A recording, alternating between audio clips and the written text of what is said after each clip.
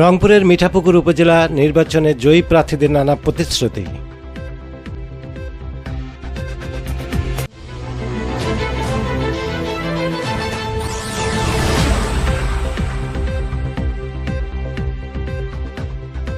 আসসালামু আলাইকুম। এমকে টেলিভিশনের নিয়মিত সংবাদে আপনাদের স্বাগত জানাচ্ছি আমি শারমিন মিনা। এতক্ষণ শুনছিলেন সংবাদ শিরোনাম, এখন ডেস্ক থেকে বিস্তারিত। রংপুরের মিঠাপুকুর উপজেলা নির্বাচনে বিজয়ী প্রার্থীদের মধ্যে বেশ আনন্দঘন মুহূর্ত বিরাজ করছে।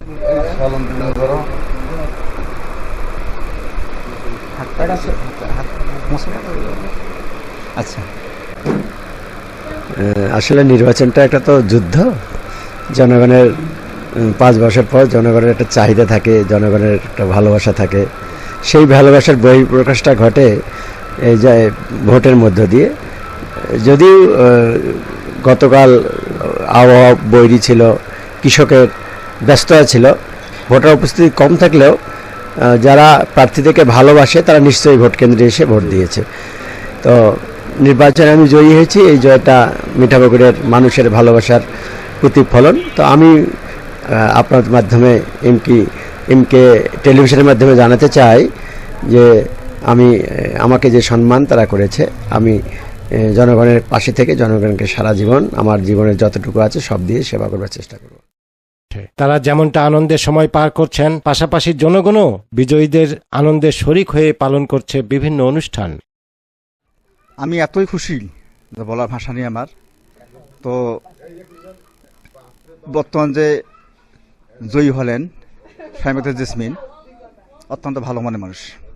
আমাদেরকে অনেক ভালো লাগতেছে যে আমরা বিগত দিনে যাকে মহিলা ভাইস চেয়ারম্যান পদে নির্বাচিত করেছি, তার যে আচরণ এটা আমাদেরকে অনেক ভালো লাগে। আসসালামু আলাইকুম ওরহমতুল্লাহি ওবারাকাতুহু। হেলিকপ্টার প্রার্থী কামরুজ্জামান কামরু ভাই এবং ভাইস চেয়ারম্যান হয়েছে নিরঞ্জন সাহেব এবং মহিলা কলস মার্কা থেকে যিনি হয়েছেন জেসমিন নাহার।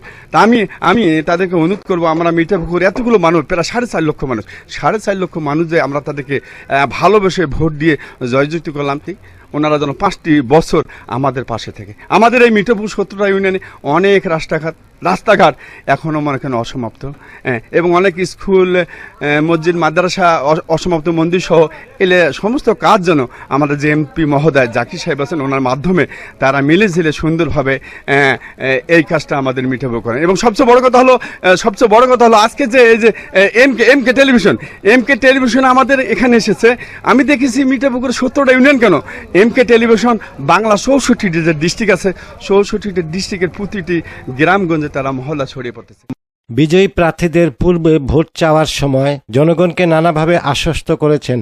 সেই মোতাবেক তারা এই সম্মানজনক অবস্থানে থেকে শ্রেণীভেদে সকল সাধারণ জনগণের সমস্যা সমাধানের জন্য পাশে থাকবেন।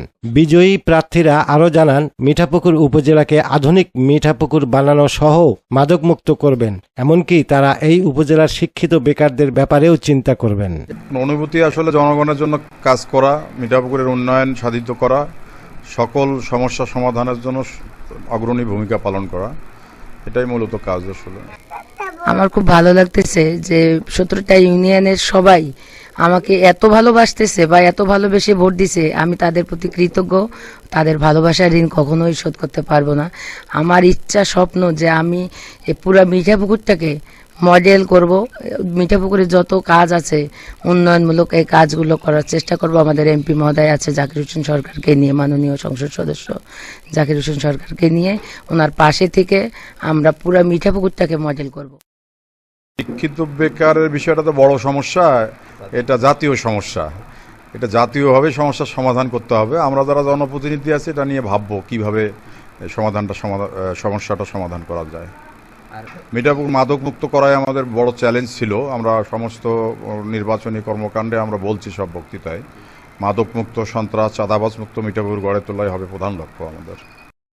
তবে তারা যতই যাই বলুক না কেন, তারা বাস্তবতায় কি করবে সেটাই ভাবার বিষয়। জনগণের একটাই চাওয়া, তারা যে সমস্ত প্রতিশ্রুতি ব্যক্ত করেছেন তা যদি বাস্তবতায় রূপ নেয় তবে জনগণ অনেক শান্তিতে থাকবে। মিঠাপুকুর হবে স্বপ্নের Mithapukur. Mohammad Rabiul Islam, news desk, MK television.